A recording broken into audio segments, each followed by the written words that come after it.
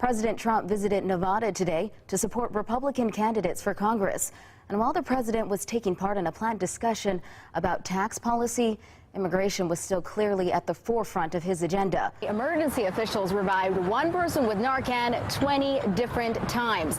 The Butler County Sheriff said it's a waste of taxpayer dollars and he will not equip his officers. This right here that you're looking at is insulation from a house that actually, this house is right here behind me. This blew off of that house there right across these cornfields. Take a look at all that destruction. As we already reported to you, there's an active shooter situation right here at Wright-Patterson Air Force Base. Once again, thank you, Elena. You had mentioned that you guys were in the middle of an active shooter training. Take a look at this. This huge parking lot lamppost is on the ground. This is just one example of how severe and how significant this weather event was.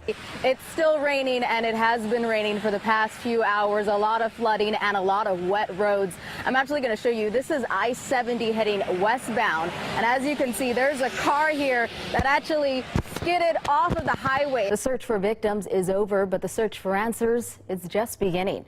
Federal investigators say it could be a year before a final conclusion is reached about why a tourist boat sank during a thunderstorm. All right, I'm joined now by Storm Team 2 meteorologist Jamie Jarosik, and I know that you and Tara have been working hard all morning tracking its rain, its ice, its dangerous driving conditions, so we should be ready to slow down for this morning commute. Yeah. I've never heard Baby Shark before. I mean, how do you not know it? The dance moves. How? I don't know. A champion has been crowned in the annual Florida Keys Stone Crab Eating Contest. Kristen Gaddy emerged victorious after cleanly consuming 25 stone crab claws. Police say a driver was under the influence of heroin when he caused a crash Friday in Middletown. Happened inside the lobby at the Hampton Inn Hotel right here behind me, and police say they have no motive for the shooting just yet, but a 911 caller did see two men fleeing the scene.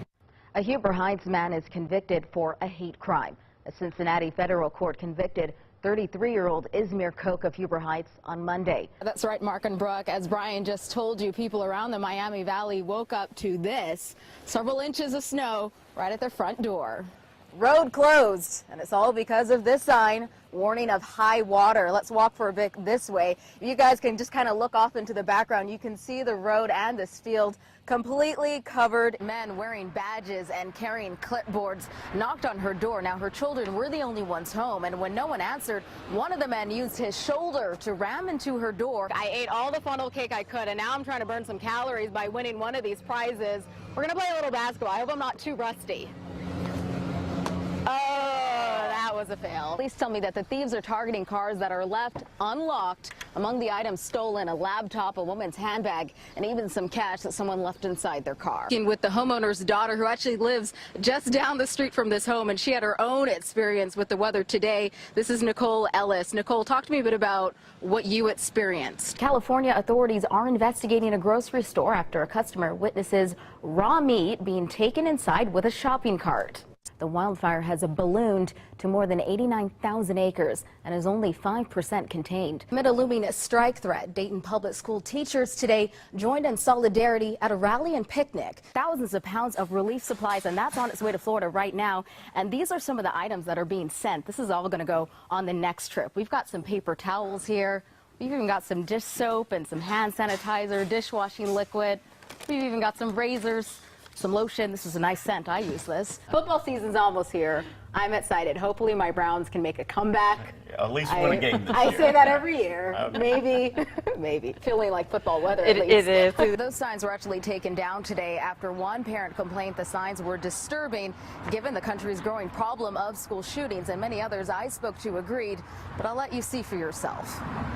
Emblazoned on the wall at Belmont High School, caution tape, cut out bodies with winning sports scores written on them, and signs reading, "Let the bodies hit the ground and cap those Cougars." Many people I spoke to say it's in bad taste. I wouldn't want my daughter at that school that's basically saying it's okay, let's go pop somebody and then we can cut out another body and put it on there. There's nothing okay with that at all. The decorations were put up in support of Belmont's sports teams. The photos were sent to 2 News by a concerned parent who said given today's climate, the decorations are appalling.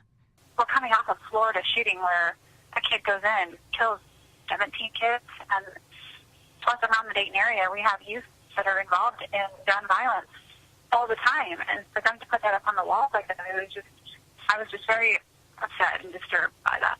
Many others I spoke to today agreed. I think it's totally inappropriate for other kids to comment about people dead, lying on the ground. Acting Dayton Public Schools Superintendent Elizabeth Lawley says she was made aware of the signs this morning after 2 News contacted the district, and she took immediate action. They're gone. Okay. They are gone right now. I received a message back from the principal that said they have been removed and they will not be put back up. She says anything suggesting school violence is unacceptable. It's inappropriate in light of school safety issues that we all face every single day to have something displayed in that manner. The Sidney City School Superintendent said given the nation's rising problem with school shootings, it's best to be prepared, and perhaps arming teachers could be one way to prevent tragedy. Locked away in a box accessible only by a fingerprint scanner, a Glock pistol. It sits on the bookshelf of Sidney City School Superintendent John Shue. Every single parent should at least be able to expect their kids at the end of the day come home safe and sound. And that's not the only weapon. Inside every school building there are handguns locked away in safes, accessible only to trained teachers just in case an active shooter comes on campus. We have had practice drills, we have training, and we feel quite confident that we can put out any threat or address any threat within a matter of seconds versus minutes that it would take for any police force to arrive here and put the threat out. Armed teachers are just one tier of what Shue calls a layered approach to school security. The district also has armed, uniformed school security officers. In Shue's own office, just behind the door, a bulletproof vest. I do believe it's a good idea. It becomes a mitigating factor because if, these kids know that, teachers have guns at the school, it may deter them from bringing a weapon to school to try something. Many of the Sidney residents I spoke to today say they're on board with the school's plans. Now we can be able to protect the students and the teachers as well. As the national conversation over school safety and gun control continues, the Sidney School District appeared in the New York Times this morning for its decision to arm teachers. Shue says given the nation's climate, it's best to have a plan. There have been 200 school shootings since Sandy Hook. That to me is just, there's something wrong with everything associated with this whole mess.